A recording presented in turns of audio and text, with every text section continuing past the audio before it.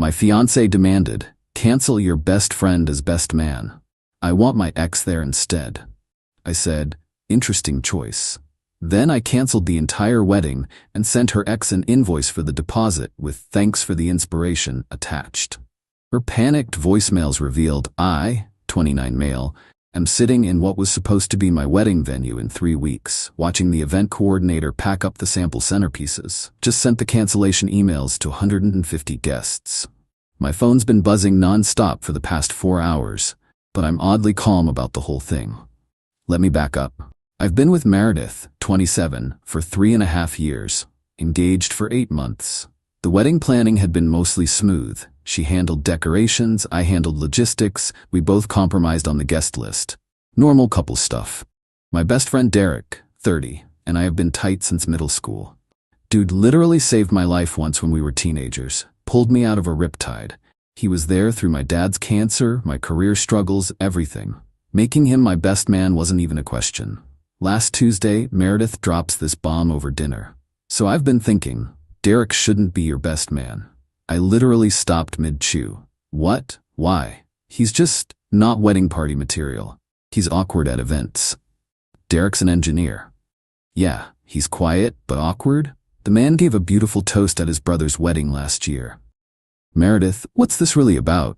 She fidgets with her napkin. I want Blake in the wedding party. Blake, her ex. The one she dated for 4 years before me. The one whose name still popped up on her phone occasionally. You want your ex at our wedding? Not just at it. I want him as a groomsman, maybe even the best man since you need to replace Derek anyway. I actually laughed. Thought she was joking. She wasn't. Listen, she continues. Blake and I stayed friends. He knows all our friends. He'll make the photos look better, and honestly, he's more presentable than Derek. More presentable?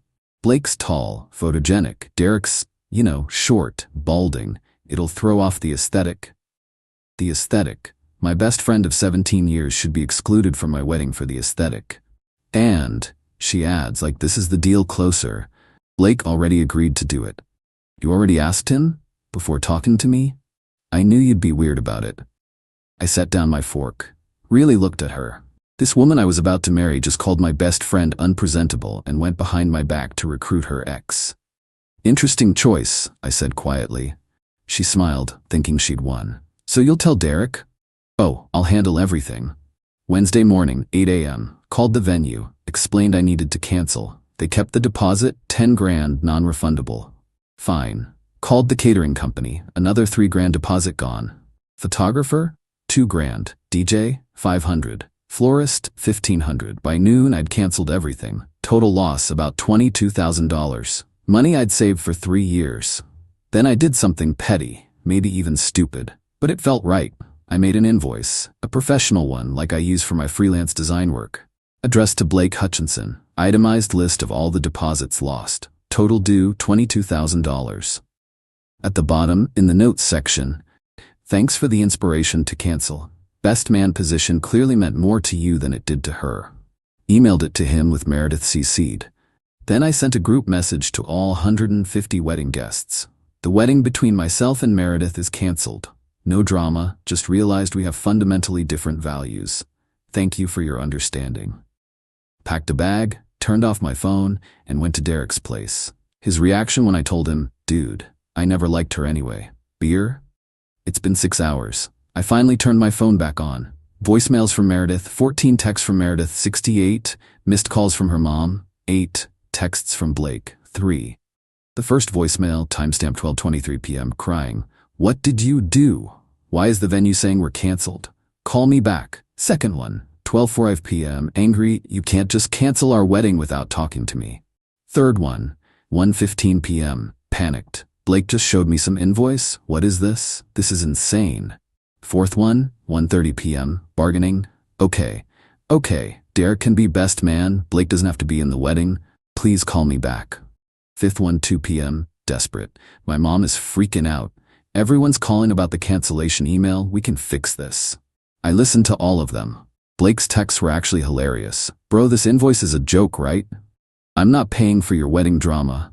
Tell Meredith to stop calling me. The entitlement is staggering. She really thought I'd just accept it? Replace my best friend with her ex for photos? Derek's letting me crash here while I figure out next steps. We're currently 3 beers deep, playing Call of Duty, and honestly, I haven't felt this clear-headed in months. Update 1, 2 days later. The last 48 hours have been educational. First, Meredith showed up at Derek's apartment yesterday morning. Full makeup, red dress, she knows it's my favorite, holding a box of my stuff from our apartment. Derek answered the door. He doesn't want to see you.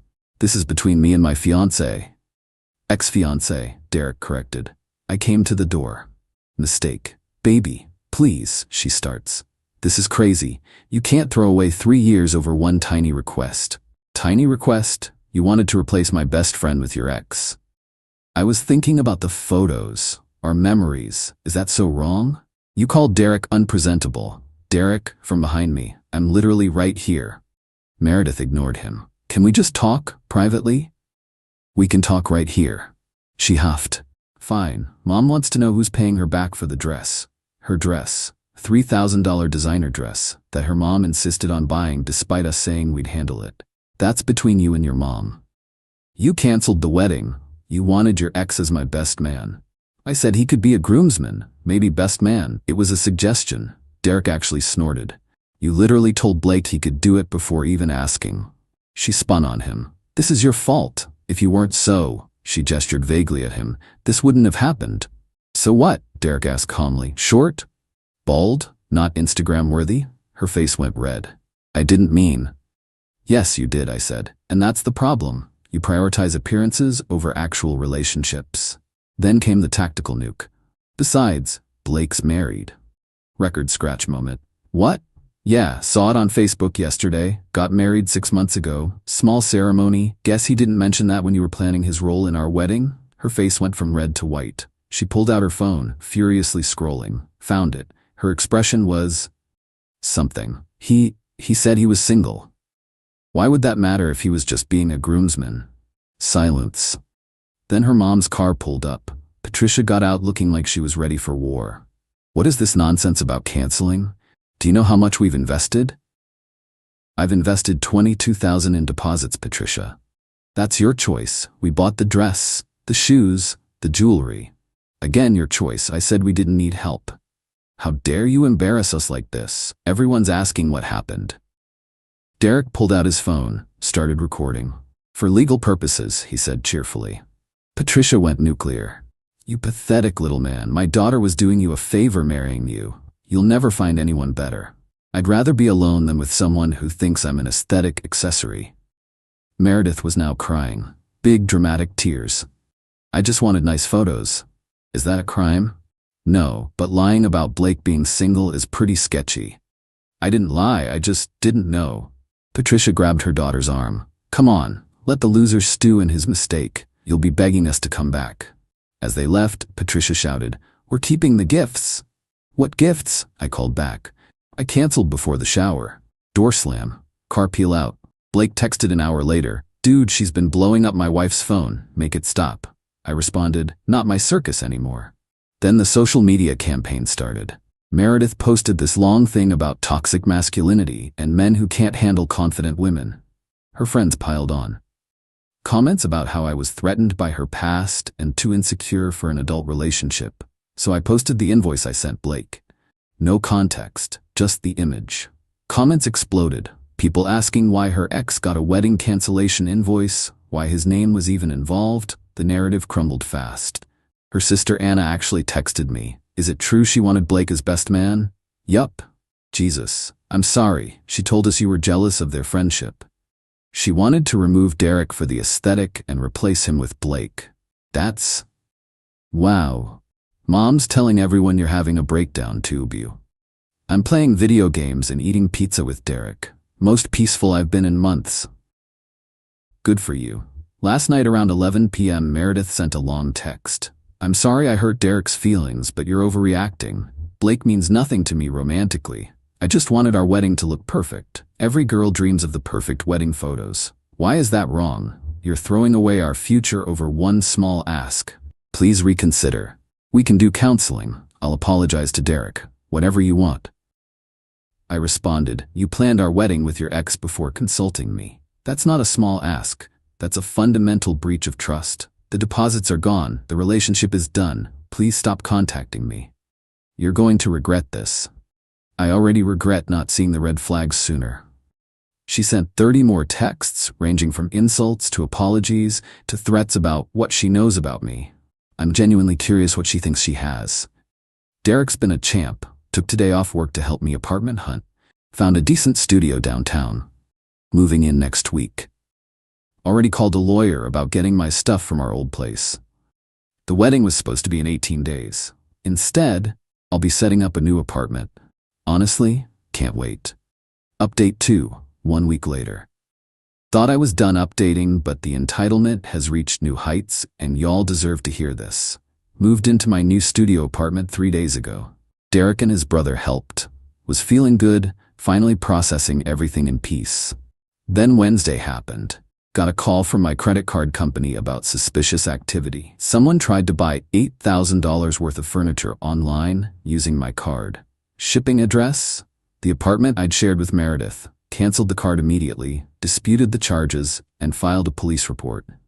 The officer taking the report actually said, "Let me guess, bad breakup? Canceled wedding." Yeah, we see this a lot. While I'm at the police station, I get a text from my buddy who works at the Mercedes dealership.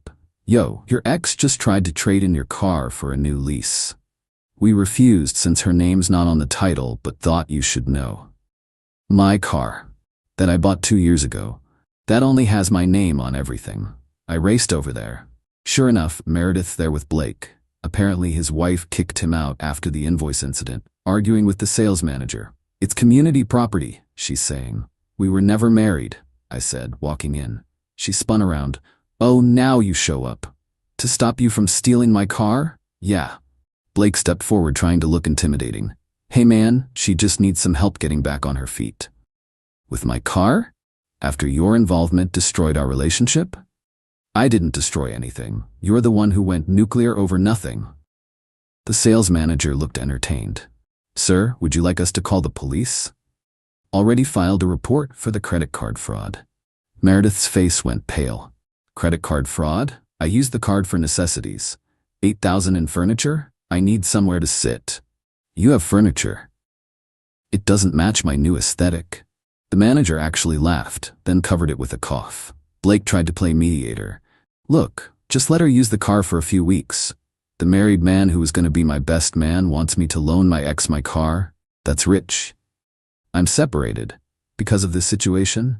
Silence. The manager suggested they leave. Meredith started crying again, but not sad crying, angry crying. "You've ruined everything. My wedding, my home, my stability. You ruined it yourself when you prioritized your ex over our relationship.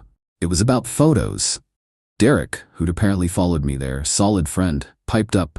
"No, it was about control and disrespect." She turned on him. "Nobody asked you, Chrome Dome." Derek just smiled. Still bitter about the aesthetics? That's when Blake's wife showed up.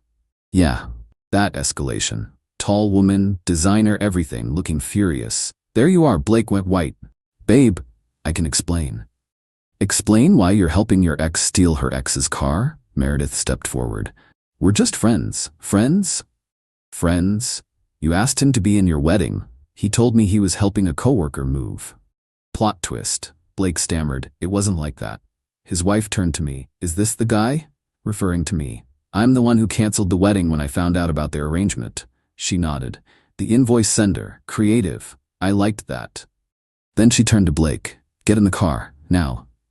"Lauren, please." "Car. Now." He slunk away like a scolded dog. Lauren looked at Meredith. "Stay away from my husband. I don't care what history you have." "I didn't know you existed," Meredith protested. "He's worn a wedding ring for 6 months." Another silence. Lauren left. Meredith stood there, carless, accompliceless, crying again. The manager asked us all to leave. In the parking lot, Meredith made one last attempt. "Can you at least give me a ride home?" "Call an Uber." "I don't have money. You canceled all my cards." "They were my cards. You were an authorized user." "This is financial abuse." Derek laughed. Actually laughed. "No, this is consequences." Yesterday I got a call from her dad. First time Richard has ever called me directly. "Son, what's this about credit card fraud?" Explained the situation. Long silence. Then, "Jesus Christ, Patricia told me you were being vindictive, but $8,000. On furniture. After we'd already ended things. I'll handle it. Send me the police report number. We'll pay it back if the charges go through. Richard, I don't want... No, I'm sorry. I knew she had issues with Blake, but this is beyond acceptable. Issues? Another pause. She never got over him choosing Lauren. This was probably some weird revenge thing, using you to get to him. Well, that's a fun revelation. You're saying she wanted him in our wedding to make his wife jealous? I'm saying my daughter needs therapy, and you dodged a bullet. I'll handle the money. You take care of yourself. Today woke up to find out Meredith started a GoFundMe. Help me rebuild after domestic abuse. Goal: $25,000. The description claimed I isolated her from friends, controlled all finances, and abandoned her with nothing. Already had $300 from sympathetic strangers. Derek screenshot it and sent it to his lawyer friend. Within 2 hours, it was taken down for fraud. Her mom called me screaming about ruining Meredith's future.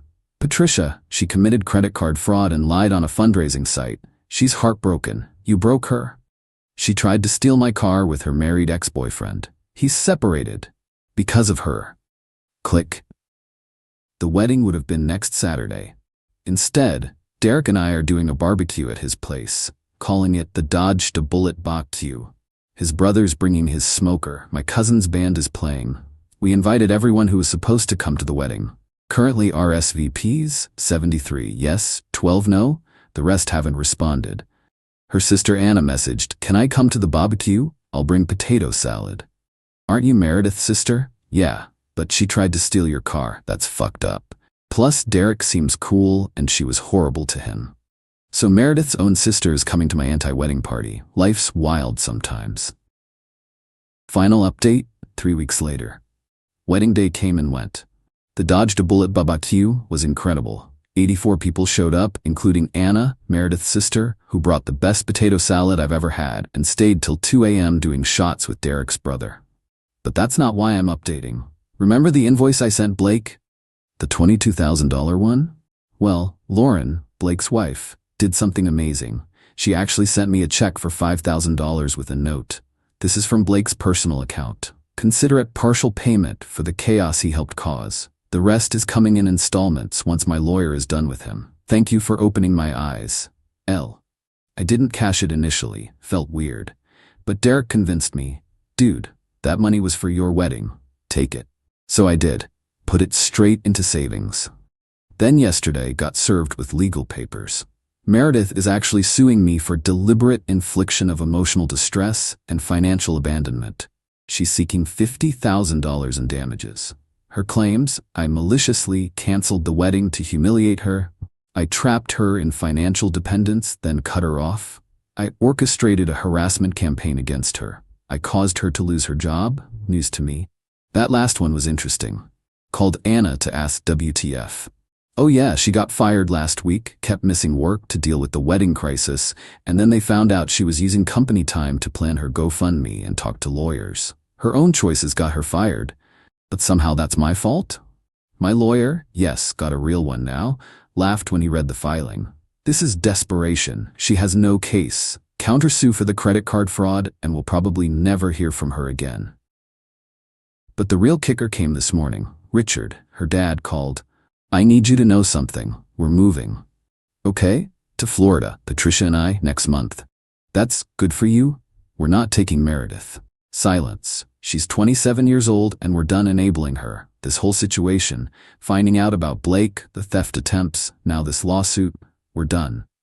Richard, you don't have to. Yes, I do. You were good to her, better than Blake ever was. She destroyed it for some fantasy where she could have both of you. That's not normal. Patricia disagrees, but I'm putting my foot down. What's she going to do? Figure it out like adults, like you did when she blew up your life. This seems harsh. Son, she tried to steal your car. She committed fraud. She's suing you for 50 grand. You're worried about harsh? He had a point. The lawsuit is ongoing, but my lawyer says it'll likely be dismissed. The credit card fraud case is moving forward. The DA is actually pursuing it because she used the card after we separated, which shows clear intent. Blake and Lauren are getting divorced. He's living with his brother. Meredith apparently reached out to him about moving in together, but he blocked her. Even Blake has limits, apparently. Last I heard from Anna, Meredith is couch surfing between friends, posting increasingly unhinged Instagram stories about rising from the ashes and phoenix energy. She started selling essential oils through some MLM, claiming they helped her heal from narcissistic abuse. Me? I love my studio apartment. Derek and I started a weekly poker game with some guys from his work. I'm dating casually, nothing serious, just coffee and conversation. The $22,000 in wedding deposit still stings, but I'm slowly rebuilding my savings. My therapist, got one of those too, said something interesting. You didn't dodge a bullet. You dodged a missile, one that would have exploded after you were legally bound to her. She's right. Sometimes I wonder what would have happened if I just let Blake be a groomsman. Probably would have married her, lived an increasingly controlled life, and eventually caught her actually cheating with him. Instead, I'm free. Broke, but free. Single, but not being manipulated. Starting over, but on my own terms. Derek said it best at the BOQ. You lost 22 grand, but saved your soul. Worth every penny. And if you're wondering, yes, I kept the invoice framed. It's hanging in my bathroom. Derek calls it my liberation certificate. Patricia still sends me nasty texts occasionally. I don't respond. Meredith tried making a TikTok about toxic ex syndrome. It got 47 views and one comment. Didn't you try to steal his car? The wedding would have been a month ago today. Instead of celebrating an anniversary, I'm sitting on my secondhand couch in my tiny apartment, eating takeout Chinese with Derek, and I've never been happier. Sometimes the best thing you can do is cancel the wedding and send the invoice. Edit, since someone asked, yes, the credit card fraud charges stuck. She got 18 months probation and has to pay restitution. The civil lawsuit was dismissed with prejudice last week, and Blake's wife Lauren and I are actually friends now. She sends me memes about dodging bullets. Life's weird.